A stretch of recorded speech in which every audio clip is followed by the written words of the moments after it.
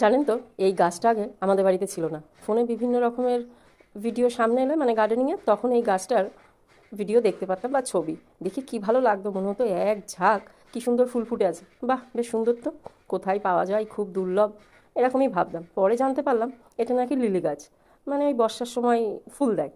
বোনকে বললাম, বোন বলল আমি এনে দেবো। তারপরে ও আমাকে এনে দিয়েছিল গত বছর। সেখান থেকে গত বছর একটা দুটো ফুল ফুটেছিল।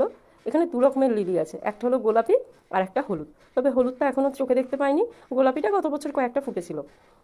আর এই যে বস্তাগুলো আছে না, ওই ফ্লিপকার্ট থেকে বিভিন্ন যে গ্রসারি দেয়, সেই বস্তাগুলোকে আমি কেটে যে সবজির ঝুড়ি হয় সেই ঝুড়ির মধ্যে গতবার দিয়েছিলাম।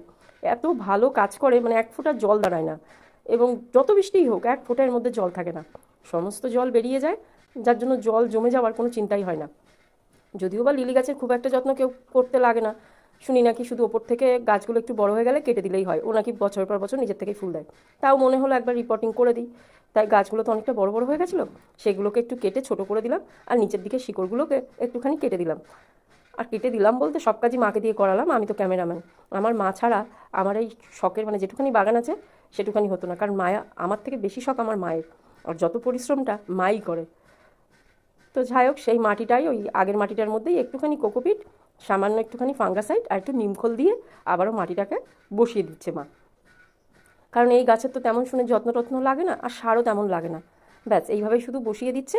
এইবার যেটা হচ্ছে, ওই যে লিলির যে বাল্বগুলো আছে, মানে গাছটা, লিলি গাছটা, সেটাকে শুধু বসিয়ে দিচ্ছে। দেখা যাক প্রাপ্তি হয় কি না এবছর। তবে খুব মানে অনেকের ছবি যখন দেখি, কি সুন্দর এক ঝাঁক লিলি হয়ে আছে, সত্যি বলছি কি অপূর্ব না দেখতে লাগে ওদের। ওই দেখুন গাছগুলো কি পরিমাণে লম্বা লম্বা হয়েছিল, ওই যে পাশে, এই যে এখানে পুচকি বসে আছে, পুচকির পাশেই রয়েছে, অনেকটা লম্বা হয়েছিল। তো মা ঝাঁকে এক একটা এইভাবে দিচ্ছিল, আমি বললাম দাঁড়াও, এতে অনেকটা সময় লাগবে। আমি আবার বললাম যে আঙুল দিয়ে আগে গর্তগুলো করে দিই, তার মধ্যে তুমি শুধু গাছগুলোকে দিয়ে দাও, অনেকটা তাড়াতাড়ি হবে ও সুবিধা হবে। তাই সেই কাজই করছি। তবে কোনটা যে এখানে কী চারা বোঝা যায় না, সবই তো একরকম দেখতে।